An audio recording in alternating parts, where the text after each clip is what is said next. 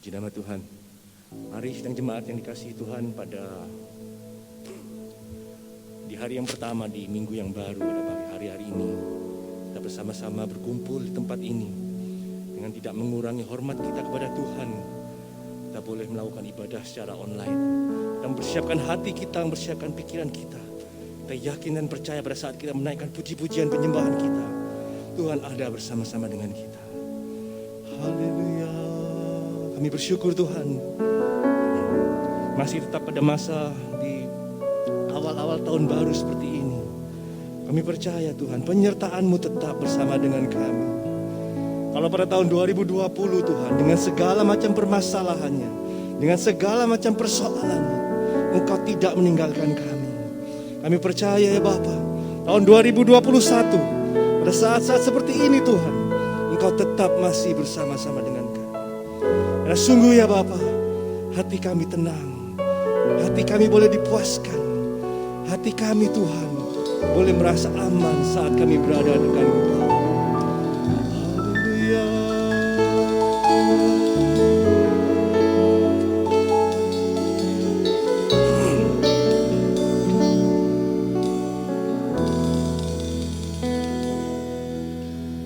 Hatiku tenang berada dekat-Mu, Kaulah jawaban hidupku. Hatiku tenang berada dekat-Mu, Kau yang pelihara hidupku. Pertolongan-Mu begitu ajaib, Kau telah memikat hatiku. Di saat aku tak sanggup lagi, di situ tangan-Mu bekerja. Pertolongan-Mu begitu ajaib, Kau telah memikat hatiku. Kini mataku tertuju padamu, ku rasakan kasih-Mu Tuhan. Haleluya. Mari sama-sama kita mengatakan, hatiku tenang Tuhan. Hatiku tenang berada dekat-Mu, Kaulah jawaban hidupku. Hatiku tenang berada dekat-Mu, Kau yang pelihara hidupku.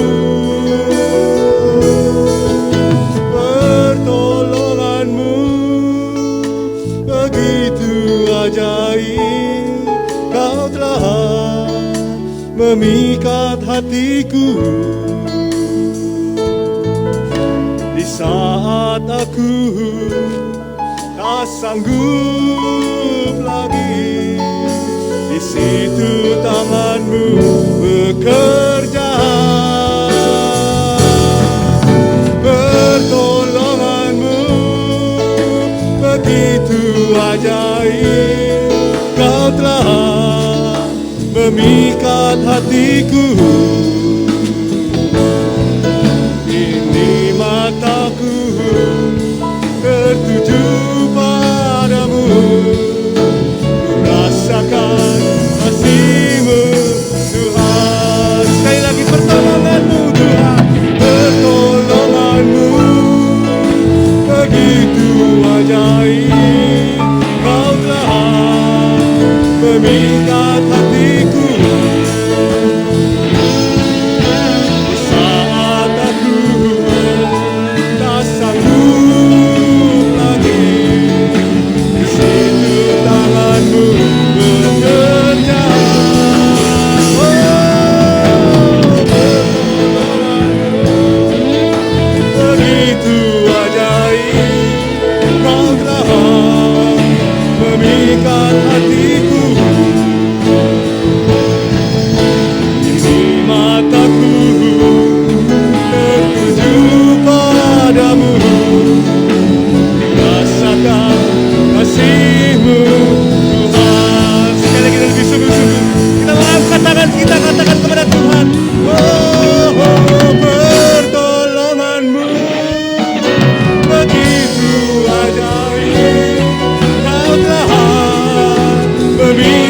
hatiku.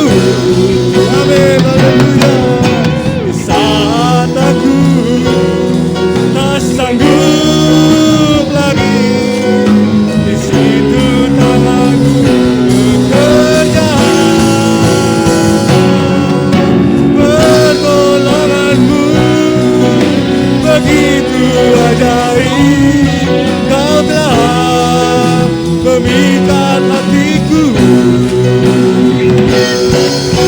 Ini mataku tertuju padamu, rasakan kasih-Mu Tuhan. Ini mataku tertuju padamu, rasakan kasih-Mu Tuhan. Ini mataku tertuju padamu, ku rasakan kasih-Mu Tuhan.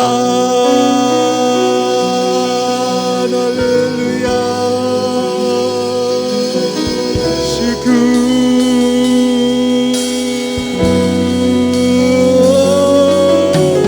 Haleluya, haleluya.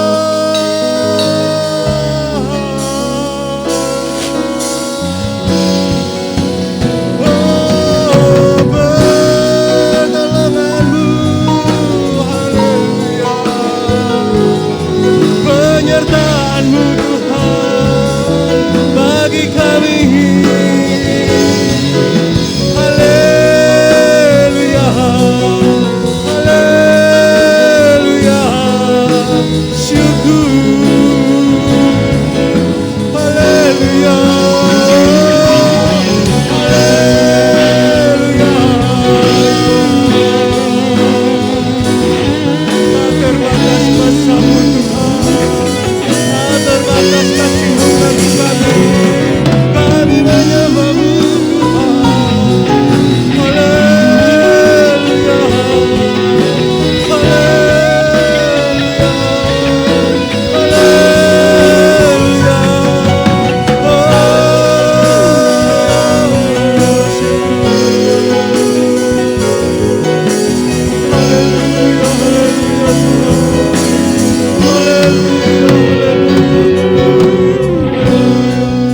Haleluya, syukur Tuhan buat segala pertolongan-Mu, buat segala penyertaan-Mu bagi kami ya Bapa. Tahun 2020 sudah boleh berlalu dalam kehidupan kami. Tapi kami percaya ya Bapa, pertolongan-Mu, penyertaan-Mu bagi kami dalam setiap kehidupan kami tetap akan berlangsung Tuhan di tahun 2021 seperti ini. Mungkin di awal tahun ini Tuhan, kami boleh mengalami segala macam permasalahan, segala macam persoalan Tuhan. Tapi kami percaya, sungguh kami percaya, Engkau tidak pernah meninggalkan kami. Engkau tidak pernah meninggalkan anak-anak-Mu Tuhan, yang selalu berharap kepada Engkau, yang selalu memandang kepadamu Tuhan, yang selalu menantikan penyertaan-Mu, bahkan lebih dari nafas kami sendiri dalam kehidupan kami. Inilah kerinduan kami Tuhan, di awal-awal tahun baru seperti ini, Engkau tetap bersama dengan kami, dan kami boleh tetap dekat dengan Engkau. Terima kasih ya Bapa, terima kasih. Terima kasih ya Tuhan, tetaplah bersama kami Tuhan pada kebaktian pada minggu hari ini. Biarlah puji-pujian penyembahan kami boleh menjadi suatu dupa yang berbau harum di hadapan Engkau, dan boleh menjadi suatu kekuatan Tuhan bagi sesama kami yang boleh menyaksikan secara online. Dan Kau mempersiapkan hati kami Tuhan, pada saat firman-Mu nanti ditaburkan, biarkan hati kami sebagai tanah yang subur, yang siap menerima firman-Mu, dan juga siap melakukan apa yang menjadi kehendak-Mu. Sehingga kehidupan kami Tuhan di tahun 2021 ini sekali lagi boleh menjadi kehidupan yang selalu berkenan kepadamu, yang selalu berkenan kepada Allah, yang selalu dekat dengan Engkau Tuhan, yang selalu mendapat penyertaan dari Engkau. Karena itulah sungguh kerinduan dari kami semua. Terima kasih ya Bapa, terima kasih. Terima kasih ya Tuhan. Kami buka ibadah kami pada pagi hari ini dalam satu nama yang besar, dalam nama Tuhan Yesus Kristus, Juru Selamat kami yang hidup. Haleluya. Amin. Haleluya. Haleluya. Saudaraku, kita akan naikkan satu pujian sebab Dia hidup ya. Sungguh di tahun 2021 seperti ini, kalau Tuhan kita hidup, maka kita boleh mendapatkan segala pengharapan. Amin. Kita naikkan pujian ini bersama-sama dengan penuh sukacita.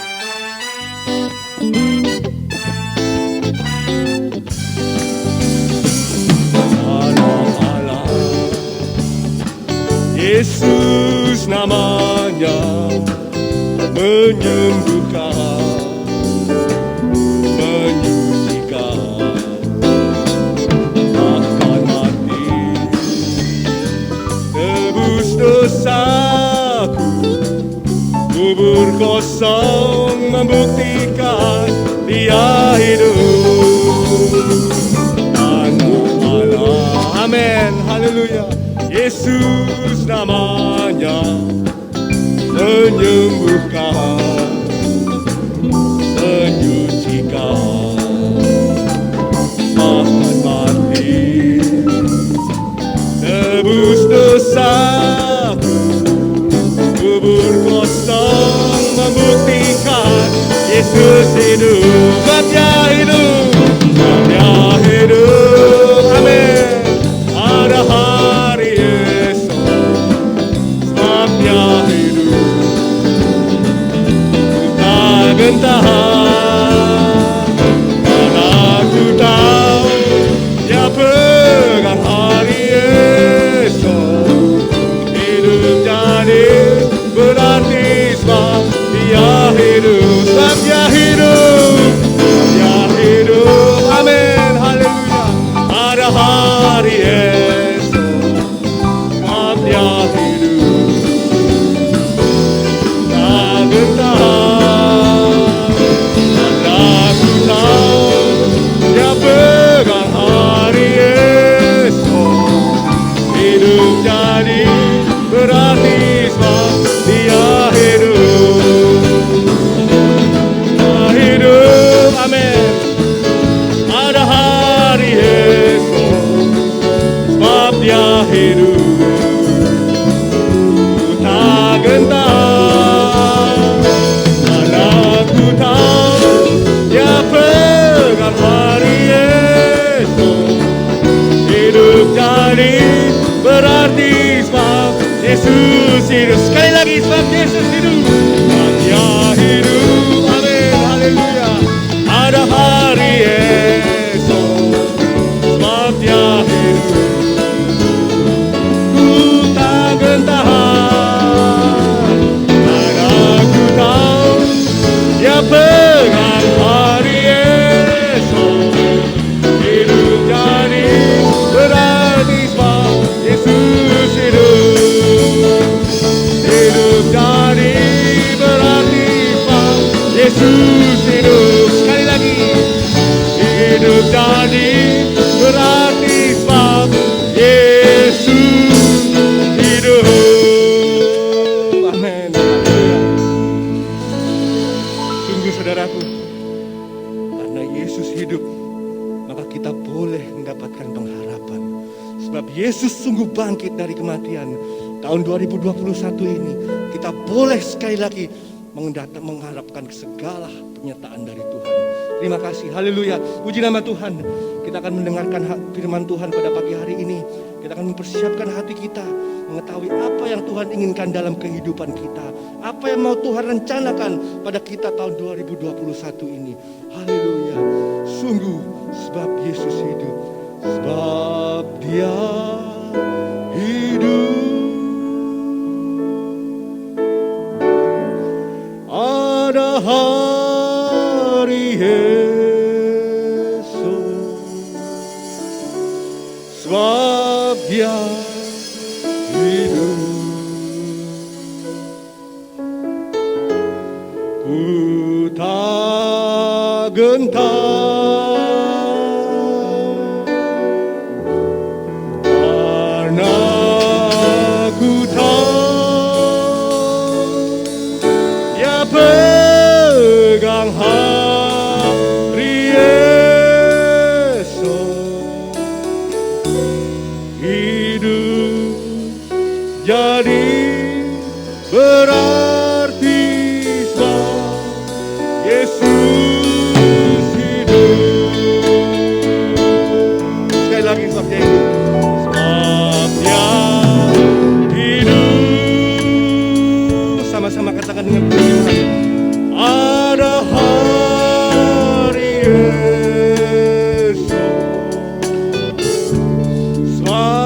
Ya hidupku tak gentar,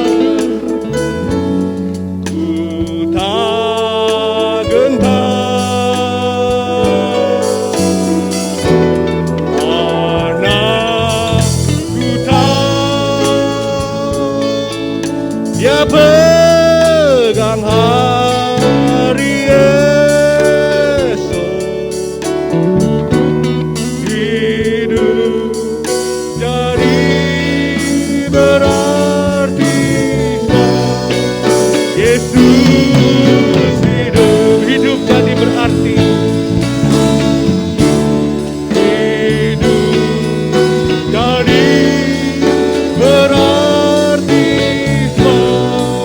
Yesus hidup. Sekali lagi. Hidup jadi berarti Yesus hidup. Haleluya. Haleluya, puji nama Tuhan. Haleluya. Haleluya.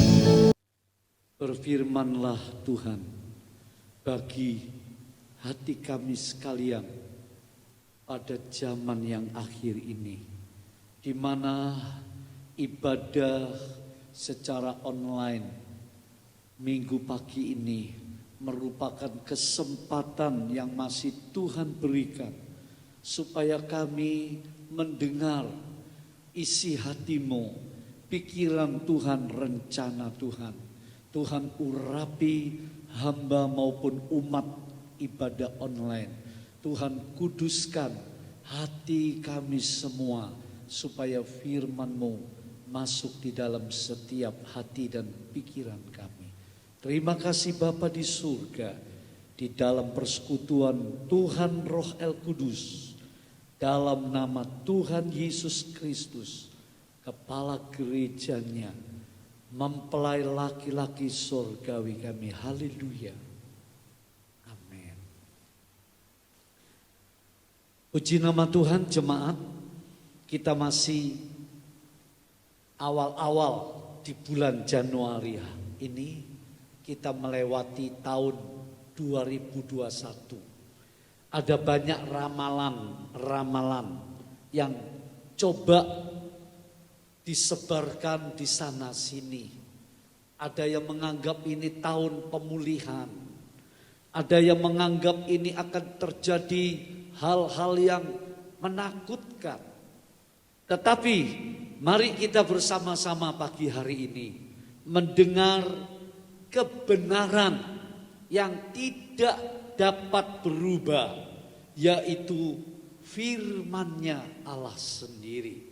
1 Petrus 4 ayat yang ke-7, sebuah tema pokok bagi gereja Pentakosta atau Pentakosta Tabernakel di Logos ini, dan bagi semua gereja anak Tuhan di mana saja ada menyaksikan ibadah online ini pesan penting. 1 Petrus pasal 4 ayat 7 saya baca, kesudahan segala sesuatu sudah dekat. Karena itu kuasailah dirimu dan jadilah tenang supaya kamu dapat berdoa. Kita sudah berkali-kali mendengar ayat ini. Saudaraku, kiranya kita jangan bosan. Sebab kalau ayat ini saya renungkan dari sudut atau dari sisi penaburan firman. Ini Rasul Petrus sedang menaburkan firman bukan atas kemauannya sendiri, bukan atas kehendaknya sendiri. Tetapi Rasul Petrus menaburkan firman ini atas kehendak Tuhan melalui rohnya, di mana itu menjadi dipatenkan menjadi kitab suci yang tertulis. Maksud saya, saudaraku, betapa pentingnya saudara dan saya dalam bersikap atau menyikapi firman Tuhan yang ditabur ini. Ada banyak sikap-sikap hati kita terhadap firman Tuhan. Kita lebih banyak mendengarkan dan bereaksi terhadap berita-berita di dunia ini. Dan itu ada gunanya memang. Terlebih lagi sikap hati kita terhadap firman Tuhan yang ditabur. Kalau kita merhatikan Matius 13, ada 4 macam sikap. Yaitu orang yang tidak mau mengerti atau tidak mengerti atau tidak bisa mengerti. Karena dia seperti tanah, seperti jalan. Tidak konsentrasi mendengarkan firman Tuhan. Tapi ada juga orang yang menyambut firman Tuhan dengan begitu sungguh, dengan begitu sukacita, tetapi tidak berakar. Tidak direnungkan baik-baik. Tidak dipelajari lebih dalam. Tidak dilaksanakan, cuma mendengar. Ada lagi yang sudah mendengar firman, mengalami berkat-berkat firman, baik rohani, jasmani, tetapi tergoda. Tetapi timbul keinginan untuk hidup yang mewah, untuk hidup secara duniawi, sehingga hal-hal rohani itu menjadi nomor 2. Seperti Esau dalam Alkitab. Sehingga diumpamakan dalam Matius 13 itu seperti benih yang tertabur lalu tumbuh tapi terhimpit dengan semak-semak duri. Dengan kekhawatiran ataupun dengan kemewahan materi di dunia ini. Ini bukan berarti kehidupan yang melimpah, kehidupan yang penuh dengan berkat itu tidak berguna, tidak boleh, bukan. Tetapi persoalannya apa itu mengganggu, membuat kita lebih menyukai, lebih memilih hal-hal yang bersifat materi di dunia ini ketimbang hal-hal yang bersifat rohani. Nah, itu persoalannya. Tapi yang keempat itu benih tertabur di tempat tanah yang subur. Jadi 1 Petrus 4 ayat 7, akhir zaman ini kita perlu sebanyak-banyaknya menerima, menyimpan, mengimani, melakukan firman, menaburkan firman. Itu sudah disimbolkan dalam kisah umat Israel ketika di padang gurun. 40 tahun perjalanan mereka. Mereka makan makanan mana, yaitu sejenis makanan malaikat yang turun dari surga bersama dengan embun di langit ke bumi seperti ketumbar kecil-kecil. Tapi ada yang menarik, Musa memerintahkan pada hari Sabat tidak boleh mengambil mana segomer itu. Hanya hari Jumat sebelum Sabat hari ke-7, Sabtu waktu itu. Mereka harus mengambil 2 gomer. Jadi kalau diartikan secara rohani, hari Sabat itulah kerajaan 1000 tahun yang akan datang. Sebuah perhentian total di dunia ini dari segala penderitaan, peperangan, penyakit, ya pekerjaan yang bersifat fana, semua dihentikan. Dalam arti anak-anak Tuhan memerintah bersama Kristus. Tetapi mengambil mana 2 gomer pada hari sebelum Sabat itu menunjukkan tentang akhir zaman. Kita perlu menaburi hati pikiran kita dengan firman. Coba renungkan sejenak jemaat yang dikasihi Tuhan. Berapa banyak kali firman Tuhan kita lupakan. Berapa banyak kali waktu-waktu hati pikiran kita tidak dipenuhi dengan firman Allah. Itu harus kita akui. Itu sebab kita menjadi gelisah, menjadi takut, menjadi tidak tahu apa yang harus diperbuat. Mari pagi hari ini, ayat ini saya buka dengan pengertian. Inilah Petrus menaburkan firman. Pentingnya hati dan pikiran kita ditaburi firman, supaya jangan perkara-perkara dunia yang menakutkan, yang menyesatkan, yang menggelisahkan, yang mengkhawatirkan itu lebih banyak menaburi hati dan pikiran kita, itu membawa kerugian.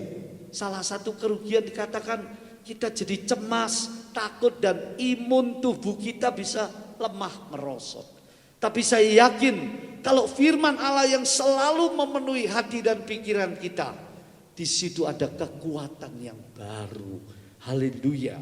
Nah, lebih jauh kita lihat 1 Petrus pasal 4 ayat 7 ini membicarakan kesudahan segala sesuatu sudah dekat.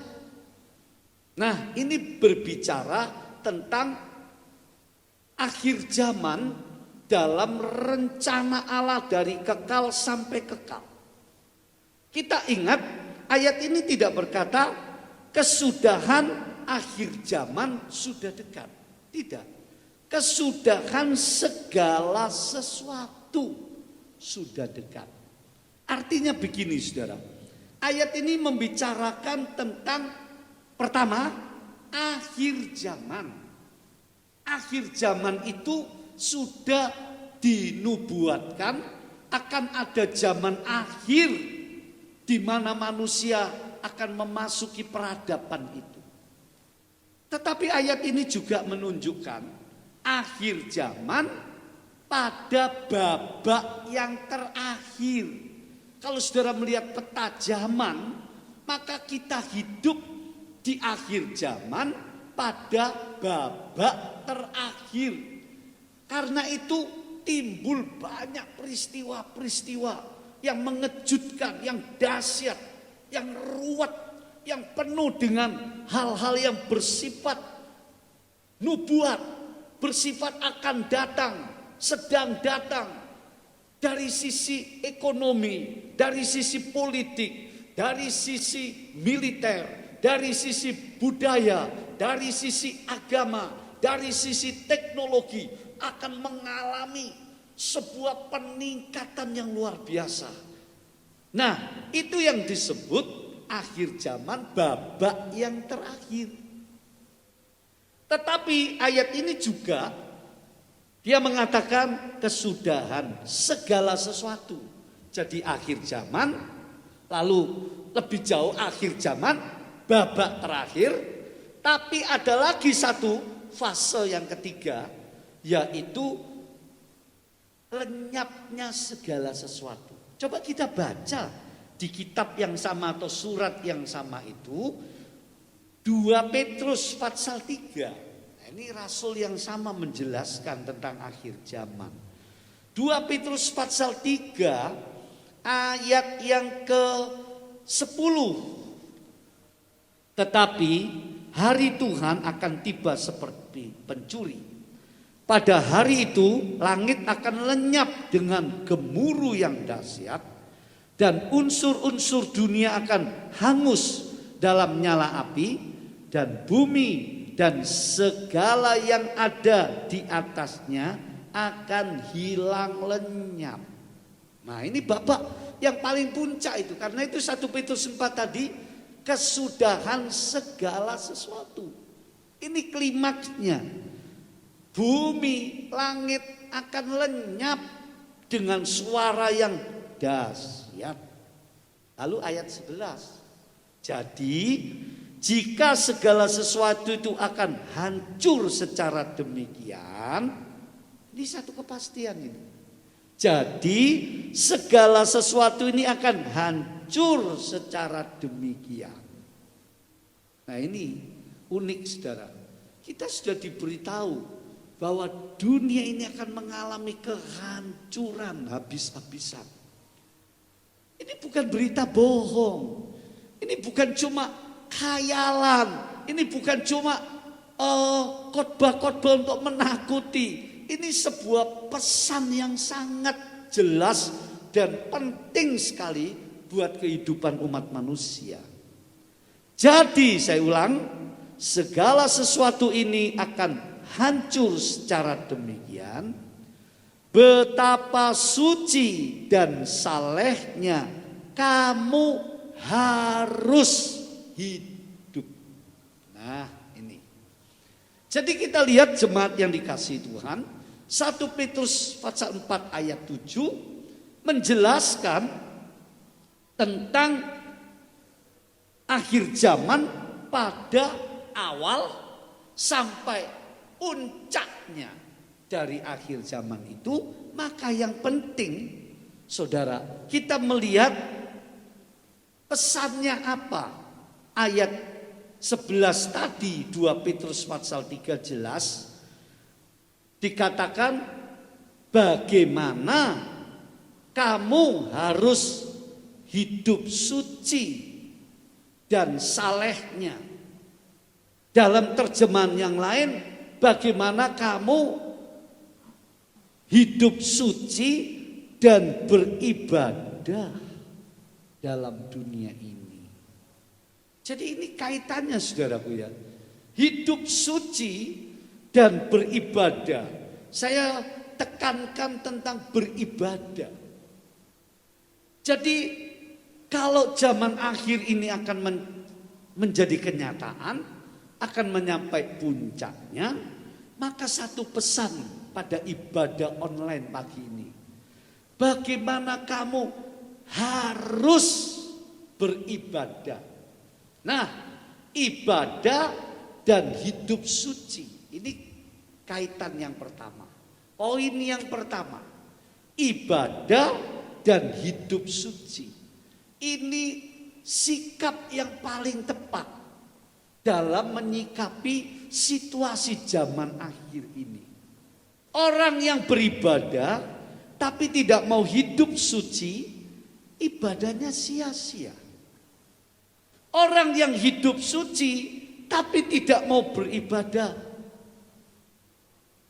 tidak mungkin.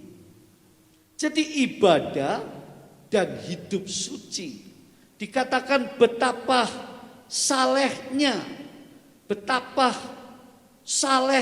sucinya. Ini mengaitkan dengan soal ibadah. Jadi saya ulang sekali lagi, ibadah dan hidup suci. Saudara, betapa pentingnya untuk hidup suci. Ini kebenaran firman Tuhan. Mari kita merenungkan, hidup suci itu bukan sebuah pilihan. Hidup suci itu memang mengandung unsur pilihan. Tetapi hidup suci itu sebuah perintah. Kalau saudara baca dalam surat Petrus ayat-ayat yang lain dikatakan, hendaklah kamu kudus karena aku kudus, kata firman Tuhan. Jadi kekudusan ya atau pengudusan diri, ibadah dan pengudusan diri. P pertama, ingat-ingat P pertama, ibadah dan pengudusan diri. Ini bukan cuma sebuah pilihan yang baik, yang penting, tapi ini sebuah perintah Tuhan di akhir zaman. Dan ini cocok saudaraku ya, ini cocok. Kenapa? Kenapa Tuhan memerintahkan supaya umatnya dalam beribadah dan hidup dalam pengudusan diri? Karena kita lihat akhir zaman itu ada tanda-tandanya, saudara. Akhir zaman itu tanda secara umum yaitu terjadinya banyak peristiwa-peristiwa yang mengejutkan, menakutkan, membingungkan, yang menghancurkan. Itu diceritakan dalam pengajaran Tuhan Yesus dalam Matius 24. Tetapi akhir zaman juga ada tanda apa, saudaraku? Tanda yang tidak umum tetapi khusus, yaitu tanda yang khusus, di mana pola hidup, habit, peradaban, kebiasaan manusia itu bergeser, berubah. Perubahan-perubahan yang saya maksudkan itu bukan soal teknologi saja, bukan soal pembangunan saja, bukan soal perkembangan mata uang, saham, bukan soal macam-macam yang lain. Semua sedang mengalami perubahan. Sistem belajar, sistem perdagangan, ya, sistem komunikasi. Tetapi yang diingatkan firman Tuhan, perubahan dalam arti kata kembali ke zaman Nuh, kembali ke zamannya Sodom Gomora. Ini cara hidup yang tidak ada pengudusan diri, penuh kejahatan, penuh kelaliman, penuh kenajisan, penuh pemberontakan, penuh keduniawian. Nah ini kenapa tadi dikatakan dalam 2 Petrus 3, supaya kamu beribadah dan hidup saleh, pengudusan diri. Sebab kesudahan segala sesuatu pasti terjadi. Nah, pengudusan diri itu, saudaraku, memang ada kaitannya dengan ciri-ciri akhir zaman. Baik secara umum, sudah saya jelaskan sedikit tadi, baik secara khusus maupun secara amat khusus. Amat khusus apa? Nanti ditandai dengan terbangunnya bait Allah ketiga di akhir zaman di Israel. Ingat baik-baik, selalu saya ingatkan ini. Kita akan bisa membuktikan kalau Tuhan beri kita panjang umur. Nah, bicara pembangunan bait Allah, saya tidak mau terjebak dengan ranah politik dunia ini, tetapi itu mengingatkan soal apa? Ibadah. Bait Allah itu soal ibadah.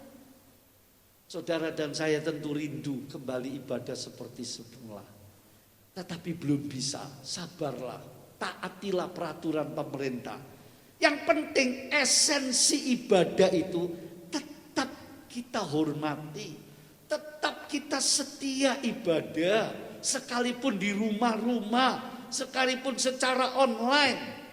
Karena ibadah ini berkaitan dengan tanda amat khusus di akhir zaman. Dikatakan dalam kitab Daniel, nanti si pendurhaka itu, antikris itu, dia akan berdiri di bait Allah. Dia akan menginjak-injak, dia akan merusakkan pola ibadah yang kudus. Dicampuri dengan banyak keduniawian, dicampuri dengan banyak model-model politik, keuangan, sehingga merusak nilai ibadah itu sendiri. Haleluya. Nah, mari kita perhatikan ibadah dan pengudusan diri. Karena itu, saudaraku, pengudusan diri ini tentang hidup suci ini berkaitan bukan cuma sebuah perintah, tapi hidup suci ini berkaitan dengan sebuah penyangkalan diri. 1 Petrus 4 ayat 7 tadi dikatakan, supaya kamu dapat menguasai diri. Penyangkalan diri, pergumulan untuk hidup suci. Mau tidak mau, kita bergumul dengan yang namanya godaan, cobaan, kedagingan kita sendiri, tipu daya dosa, serangan-serangan iblis dengan berbagai macam cara. Jadi hidup suci atau pengudusan diri P pertama ini, ingat saudara, untuk hidup kudus itu memang sebuah perintah yang harus kita pilih. Tapi juga hidup kudus ini sebuah pergumulan yang berat. Sebuah pergumulan yang penuh penyangkalan diri. Kadang-kadang gak kuat. Tetapi ingat, kalau saudara jatuh, kalau saudara menjadi lemah, jangan lupa cepat kembali kepada Tuhan. Tuhan selalu ampuni. Tuhan mengerti kelemahan kita. Dia mau menolong kelemahan kita. Dia berbelas kasihan atas kelemahan kita. Kita punya Tuhan yang begitu sayang, begitu berkemurahan pada umat pilihannya.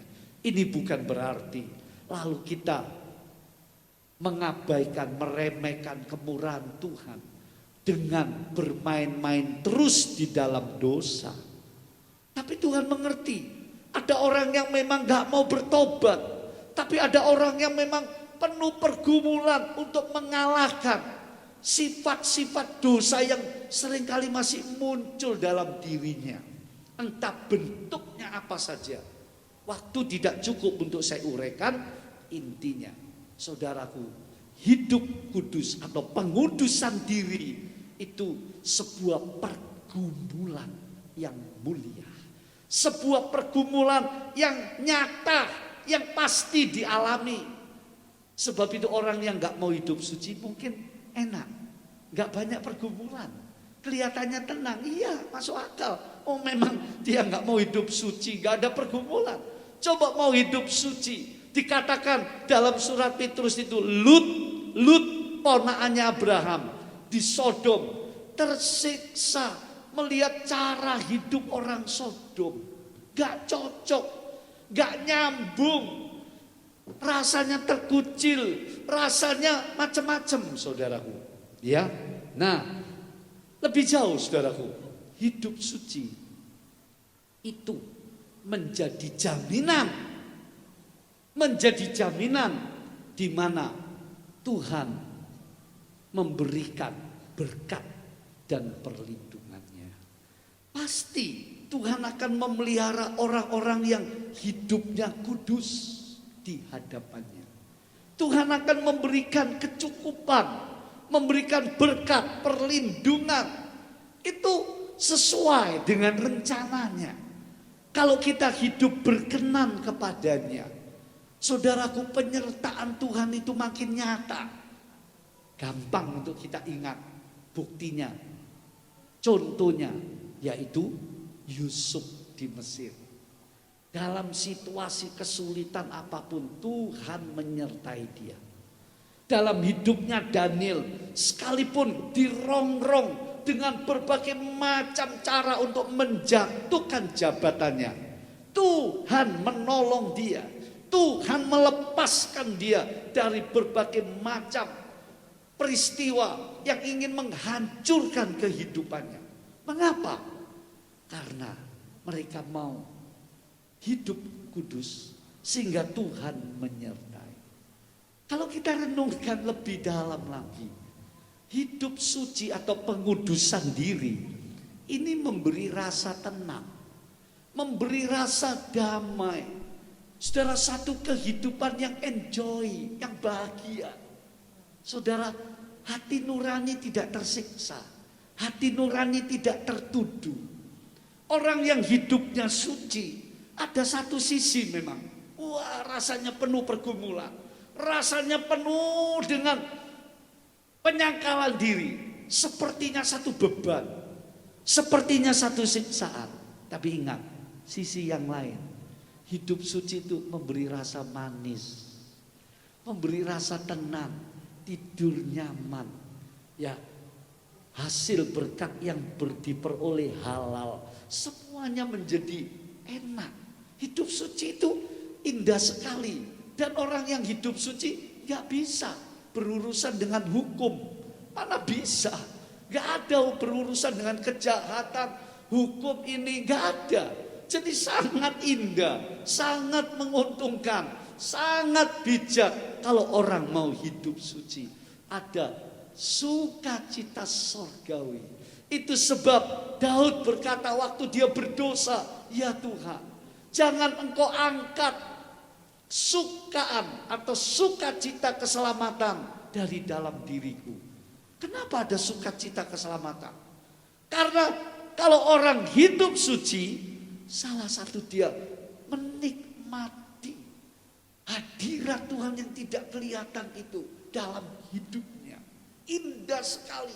Sekalipun situasi di sekelilingnya sangat menyusahkan. Wah, ini rahasia.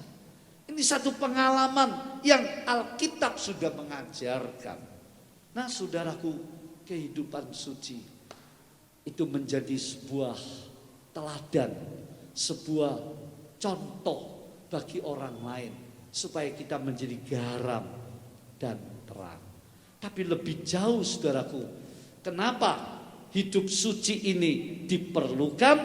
Sekali lagi, karena ini berkaitan dengan akhir zaman yang disebut dengan pengangkatan. Ya, ada pengangkatan. Yang diangkat adalah orang-orang kudus di hadapan Tuhan. Puji nama Tuhan. P yang kedua adalah bukan cuma pengudusan, ya, ibadah dan pengudusan, tapi P yang kedua ibadah dan pelayanan. Orang yang beribadah harus melayani. Kalau saudara baca di kemah sembahyang tabernakel, semua melayani. Ada yang cuma nimba air, membelah kayu, menguliti domba, menyembelih domba, membakar, membersihkan alat-alat, memberi minyak di pelita emas. Ada yang mengusung. Tidak peduli pelayanannya apa, tapi semua itu berharga di mata Tuhan. Jangan karena situasi ibadah online, lalu pelayanan kita menjadi adem-adem ayam, menjadi suam. Jangan sampai pelayanan kita berkurang, saudara. Lalu menjadi kebiasaan, menjadi kemalasan. Biasanya melayani, terus karena situasi pandemik kita jadi tidak melayani, tidak dapat jadwal. Paling tidak saudara bisa melayani, mendukung gereja, mendukung dalam doa, mendukung tenaga, pikiran dan segalanya. Jadi pelayanan dan ibadah itu berkaitan erat. Orang yang beribadah wajib melayani Tuhan. Nah, kalau kita perhatikan lebih jauh tentang beribadah ini, P yang ketiga, persembahan. Tidak cuma pengudusan diri orang yang beribadah di akhir zaman, tidak cuma pelayanan, tapi yang P ketiga, persembahan. Tidak ada, saudaraku, ibadah tanpa persembahan. Nah, kita ditantang dalam situasi pandemik di mana ekonomi dunia belum pulih, termasuk di negeri kita. Kita masih bersyukur, saudara dan saya masih bisa makan sehari 2-3 kali. Sekalipun banyak tantangan, sekalipun banyak situasi, saudara lihat mereka yang gak bisa makan juga sangat banyak. Bersyukurlah. Jangan karena situasi seperti ini lalu persembahan kita jadi seenaknya. Wah, ini berbahaya. Maaf, saya tidak punya motif untuk cari uang. Semua hamba Tuhan, semua gereja butuh uang. Semua anak Tuhan butuh uang. Semua orang di dunia ini butuh uang. Karena itu nanti salah satu teknis antikris, dia akan menguasai keuangan dunia ini. Tetapi saudaraku, ayo, Tuhan berkata, gunakanlah mamon itu untuk kerajaan Allah. Jadi persembahan dan ibadah, ayo lakukan dengan setia, dengan ikhlas, dengan mencintai Tuhan, bukan mencintai uang, dengan iman.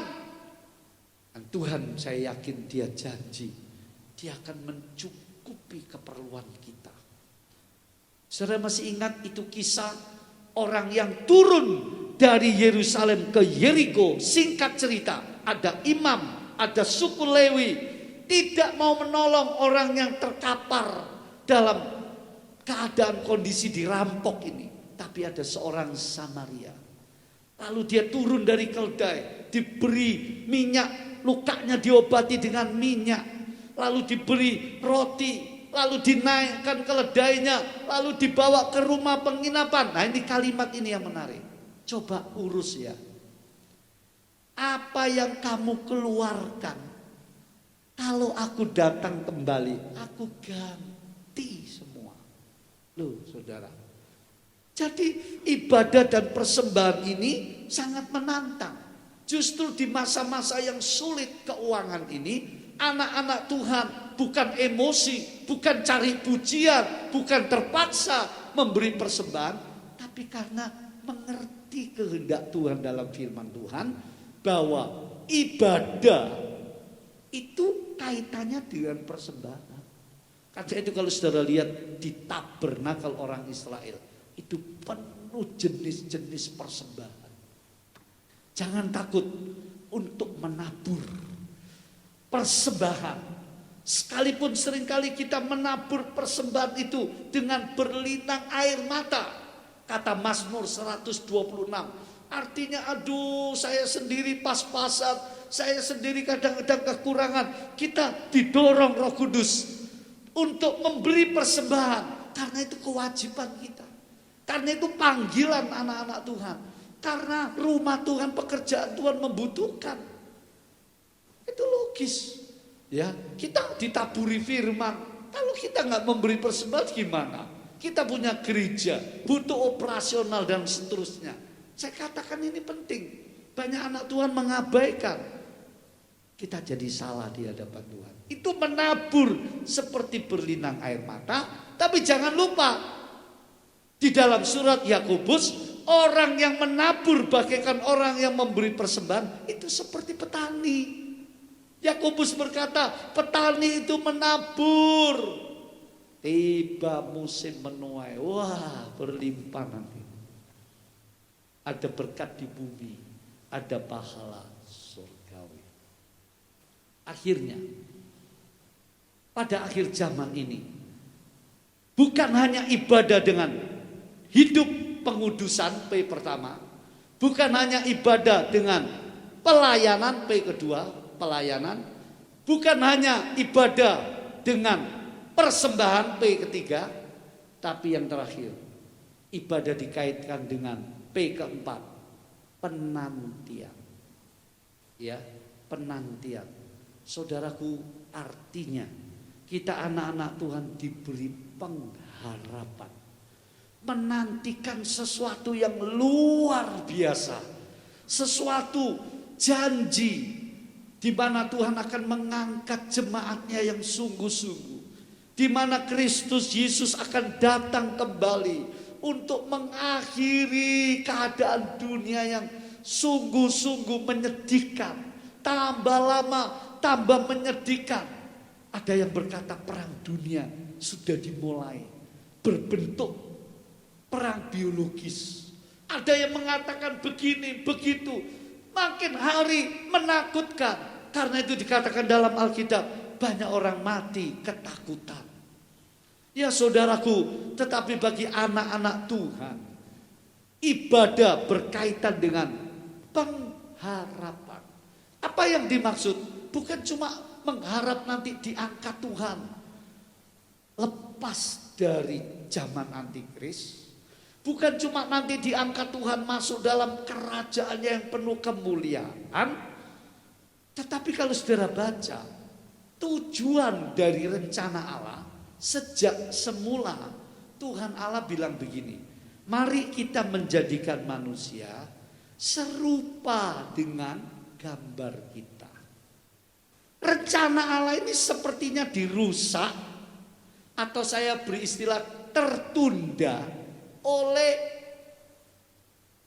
siasat dari iblis.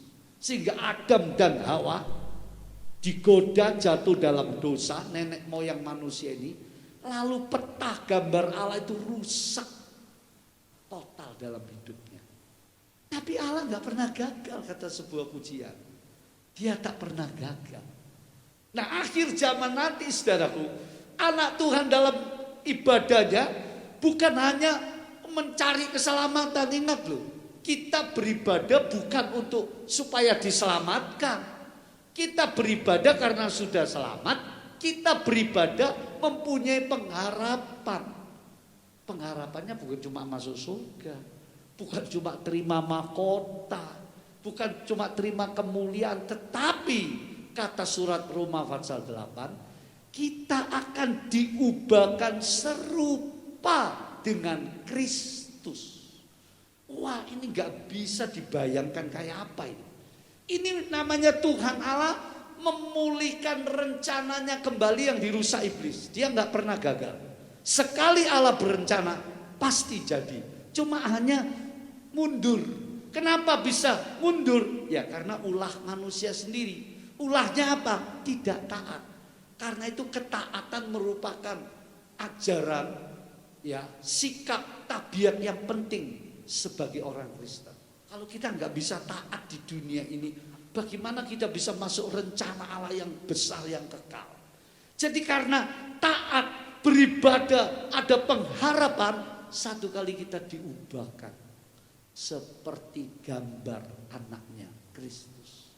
Itu sebabnya di gereja kabar mempelai dikatakan Kristus mempelai laki-laki kita. Mempelai surgawi ini bukan bicara soal seks, ini bukan bicara soal perkawinan seperti yang kita pahami di dunia. Ini berbicara satu multidimensi. Ini satu rencana yang maha agung, maha besar, di mana Allah menjadikan jemaatnya nanti serupa dengan dirinya. Wah, luar biasa. Jadi saudaraku, ingat baik-baik. Akhir zaman sudah dekat. Itu sebabnya Petrus berkata supaya kita menyikapi keadaan seperti itu, ibadah dengan hidup suci. Nah, hidup yang suci, ibadah dengan pelayanan, ibadah dengan persembahanmu, ibadah dengan pengharapan yang Tuhan janjikan bagi orang percaya. Amin. Mari kita berdiri semua yang di rumah, jemaat, mari kita berdiri. Kita buka hati kita. Terima kasih Tuhan, firman-Mu sudah mengingatkan kami di bulan yang pertama tahun 2021, di mana banyak peristiwa menggemparkan, menakutkan sana sini. Tapi kami sudah diingatkan oleh firman-Mu bahwa kesudahan segala sesuatu makin dekat, tambah dekat, supaya kami meningkatkan ibadah kami dengan kehidupan yang kudus, dengan pelayanan, dengan persembahan, dengan pengharapan kami. Bukalah mata hati kami, berilah pengertian yang lebih jauh Roh Kudus, supaya jemaat-Mu mempersiapkan diri, dan kami percaya Engkau memberkati orang-orang yang berbakti dengan setia. Sekarang jemaat yang dikasihi Tuhan, terimalah berkat surgawi dari Allah Bapa yang kekal mulia, dari anak Allah yang hidup, Kristus Tuhan dan Juru Selamat, dan dari Allah Roh El Kudus, penolong, penghibur, menyertai saudara sampai Maranatha, Dia datang dalam kemuliaannya. Berkatnya diteguhkan atas hidupmu, rohani dan jasmani. Puji Tuhan, haleluya. Amin. Sampai jumpa pada ibadah yang mendatang.